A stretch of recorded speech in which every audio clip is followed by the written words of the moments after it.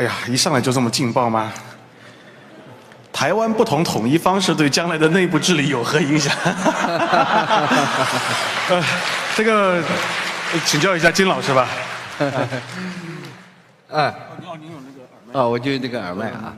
那个是这样的，就是坦率讲啊，这个评估挺难的。那个我看我们网上有不同的看法啊，有人认为呢，当然还是和平统一好。我看中央也是这个意思。那个因为和平统一好像至少统一过程成本比较低。但也有人认为呢，从那个长期治理角度来讲，可能是武力统一好。这个因为武力统一啊，就是长痛不如短痛。这个震慑一下，反倒后面好办。因为香港是个教训嘛。那个香港这个回归祖国了以后，他很多人不服啊。不服就尽给好处啊，这个没有那个严厉的面孔啊，他不服，是后来反正还得再出国安法，所以反正有两派那个。那金老师您认为呢？我还是就是跟着党中央走吧，最大努力。好的。第二个问题想问一下范老师，因为您是研究制度的，那么您觉得美国国内的主要矛盾是什么？这个矛盾到了什么程度了？对，他通过这个能不能解决？对，其实刚才金老师的演讲里边已经把美国的这个主要矛盾都列出来了，其实都是非常深刻的矛盾。今天我觉得不太看得出美国能解决这些矛盾，但是我再补充一个啊，就是因为我研究这个国家的发展嘛，我提出了一个概念叫公司国家。就是从这个中世纪末期的这个意大利啦、热那亚啦这些小国，一直发展到后来荷兰到英国，它逐渐产生了一种就是国家的股东通过代议制来控制这个国家的这样一种国家形态。那么这样一种东西呢，后来在美国也是这么发展的。但是过去我刚才讲到这个知识体系，它用一种知识体系呢把这个东西给包装起来，然后让大家觉得真的是我们选票选出来的民选官员在治理我们。那么大家就忽视了一个真正的根本问题，就是美国这个国家这块土地上的人民，他的政治家，他的精英阶层，实际上在里边隐藏有另外一个，就是国际金融这样一个集团。这个集团它不是以美国为家的，所以这是一个潜藏的矛盾。这个矛盾呢，在最近一段时间开始逐渐的爆发出来啊，包括最近发生的很多事情，可能背后这个都跟这个有关系。所以我觉得这也是美国将来很难解决的一个问题啊，就是你作为一个宿主。对吧？怎么面对自己的这个寄生阶层的这样一个问题？我比较好奇啊，因为之前我也是听到有人说，这个比如说美国的议员，他本身应该是一个选举，然后当议员来反映它是一个 representation 的一个东西，但是它成了一个职业化的东西，它非常的职业化，它的这个可以是当很久的议员，就这个东西对美国的民主有什么样的破坏？我来回答是吧？对，我看到过一句话，就是那个有本书叫《美联储》啊，里边讲了一句话，他说美国这个政治呢看起来都是选举，这个主要的逻辑是选举，实际上主要逻辑是交易。那么交易呢，它其实需要一些这种掮客，它其实是个技术活，需要长期的来做这样的事情。所以在美国出现这种长期垄断一些这个公共职位，然后作为这个各种利益集团之间这种掮客的这样一种现象，它是必然出现的。那么这个东西显然它是反民主的，但是我觉得它在美国不是个问题，因为美国我从来也不认为它是个真正的民主制度。好的，它的本质就是交易啊。好的。那么下一个问题是这个金教授的啊，是一个国际关系的啊，就是说，就现在俄乌啊、巴以啊，还有红海啊，到处都是有一些冲突。美国它会不会陷入这种三线应付的这种局面？那么如果是的话，那么对中国有什么影响？会不会有这个所谓的新的战略机遇期？现在应该讲呢，美国是战略有点矛盾的。美国实际上现在真的要把中国当对手了，因为我在《环球时报》写了一篇文章，我个人认为啊，这个以2022年10月12号拜登政府的国家安全战略报告为标志，美国的单方面的对华新冷战已经开始了。证据如下啊。就是老冷战、新冷战有个特点，就是美国确立一个唯一的全球对手。那么那个时候苏联，现在是中国。你们去看那个拜登政府的报告，写得非常清楚，说世界上只有一个国家有能力也有意图，是吧？挑战我的秩序，那就是中国，这是一样的吧？确定一个唯一对手。第二就是进行内外动员，现在真是内部外部都在动员嘛。第三个呢，就是全方位施压，不留空隙啊。第四个呢是不要打热战，这个。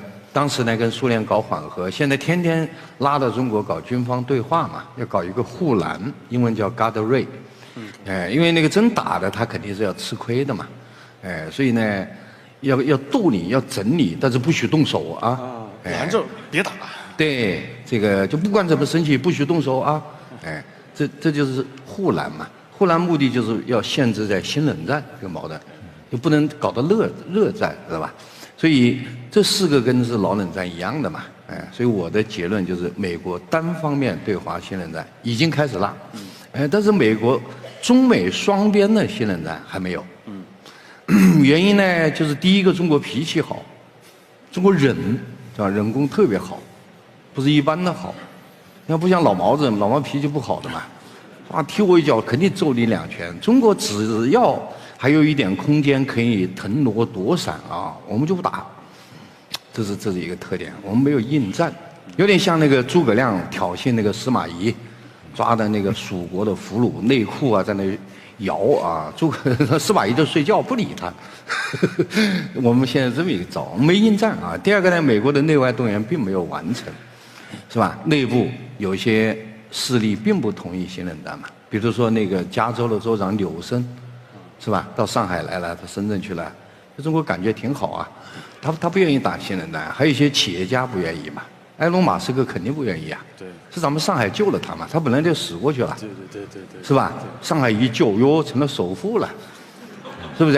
所以他不愿意啊。所以他内部就没有太整合，外部也一样的。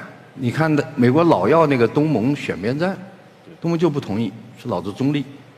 是吧？你们想，单位1把手命令你选边站，整2把手，他们都说我中立，实际上就美国就没成功嘛，对不对？还有老欧洲也不愿意，是不是？南方不愿意，老欧洲不愿意，是他内外动员并没有完成。第三个呢，我觉得他现在没想清楚怎么对付中国，是吧？所以他的方向乱，所以结论就是这样，中美关系呢总体现在是不太好，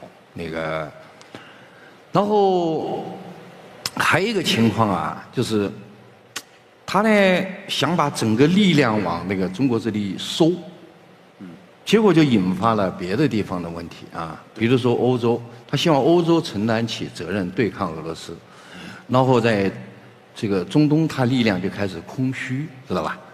于是那个地方出事儿的可能性就大了，所以他现在其实有点那个首尾难以相顾啊，主观上他真的想过来啊整中国，那客观上呢，他这一调动呢。反倒出问题了，知道吧？那个我们中国有一些军迷对中国军方有点不满意，说你看，那个伊朗、俄罗斯对美国啊挺凶的啊，是吧？就是美国的飞机啊、军舰区，他们都是很凶，中国挺客气的啊。中国就上去 hello 啊说一下，没有都在俄罗斯直接那个油啊把那个无人机给弄熄火了啊，那伊朗更狠了。但是他们不知道这个情况，就美军的主力部队在我们这儿，知道吧？是我们牵制了美军的主力部队，所以俄罗斯、伊朗就比较潇洒。最近不是抗日神剧很多嘛？我们借抗日神剧的说法，就是美国的八路军主力团在我们这儿，俄罗斯呢是个区小队，是一个县大队，伊朗呢是个区小队，知道吧？他力量布局是对我们压力很大啊，所以大概就这么一个情况。美国呢真想整我们。所以确实在部署，要重新调配部署，但调配部署导致什么？他在那个欧洲和这个中东就兵力很空虚，空虚他就出事了呗。出事以后他就得回去整，对吧？所以这个状况对他不是很好。然后今年2024年，我们可能还得关心一个热点——朝鲜半岛，知道吧？我看那个朝鲜半岛南北关系很不好，这个也是一个潜在的冲突点呐，对不对？我们中国就是这样的，就是我觉得现在还是要把主要还是家里的事弄好，就是经济上弄好。我刚才讲了有一个词没讲出来啊，我认为我们中国最大的挑战是什么呢？就是到今天，中国没有实现经济战略自主，这是我们真正的弱点。它的表现是什么？表现我们是高度依赖，在经济上高度依赖外部市场，是吧？经济是个供需问题，我们供给很好，需求不足。结果是什么？结果我们是很荒唐的一个现象。我们14.1亿人，其中呢接近9亿劳动力吧。我想在座的啊，包括我们3位，我们都是劳动力，对不对？我们工作都很辛苦。有人到欧洲、到美国跑一跑，应该知道他们比我们潇洒吧？我们东亚国家内卷很厉害的呀。结果呢，我们天天996，累得像个鬼似的，是吧？很多人还很穷，然后结果我们每年生产出世界上规模最大的商品，而且最价廉物美的商品，而且还有一个优点我们以前说的不多，以后要多说，商业信誉最好。比如说老外到咱们上海订一批货，下个月15号交，肯定给你交，加班加点。那这个老外要傻了，跑到印度去，那傻眼了。我告诉你，下个月15号去拿货的时候，他说还有这个事儿，知道吧？这是真实情况咱们这个做得很好，可是你看有个荒唐的事发生了，我们消化不了，是不是还得求着美国买？然后为了让他买得爽吧，还补贴，这每年有接近2万亿出口退税是不是很荒唐？我们40亿穷人年年补贴那个3亿肥头大耳的美国人然后他糖衣吃进去，炮弹吐出来，他赚了便宜还骂你，还打我们，可笑吧？这个荒唐现象后面就是我们需求不足，没有实现从需求意义上没有实现真正的经济战略自主，这是我们真正要解决的。这个要解决，我们什么都不怕了。这个要不解决，这我们是一大软肋。谢谢金老师，非常好的回答。唯一不解的一点就是，您为什么比喻我们都拿什么司马懿为什么这样比喻？好像我本蛮夷是吧？那个接下来有个问题想问一下范老师因为您刚才提到一个，就是说，内部秩序的投射到外部的秩序。那么，之前我看那个美国有一个教授 Jeffrey Sachs， 他有一个演讲，他就说。在很久以前什么亚里士多德刚才提到的那个时代，什么孔子和东方西方，大家都讲的是美德，对吧？讲的是公德。但是呢，从16世纪以后从什么尤其是英国的崛起，什么亚当·斯密了，然后他们欧洲这个什么那个叫什么新教伦理这等等，就是以包括后来尼采说上帝死了，那上帝死了就是我最大呀，就是一切都是以私利、自私自利是最大的美德。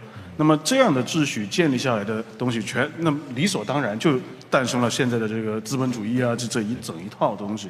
那么整个思想范式的变化，所以这个价值导向的变化，所以政治的目的呢，它就不是要去主动去创造善，而是在某种程度上兜底一个不要太恶，可以恶，但是不要太恶，对吧？所以在这样的情况下，这个南方国家以及全世界其他的人民，我们最需要的什么样的秩序？然后中国能为这样的新的秩序能提供什么样的公共产品？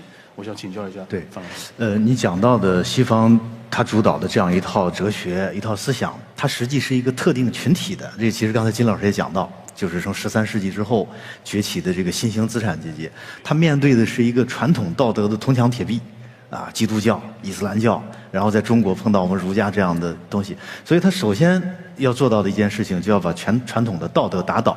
然后你看看近代所有的哲学，都是它的这个终极的目标，都是为了论证私利的合法化，合法性，对吧？所以它一定要产生这样一种思想。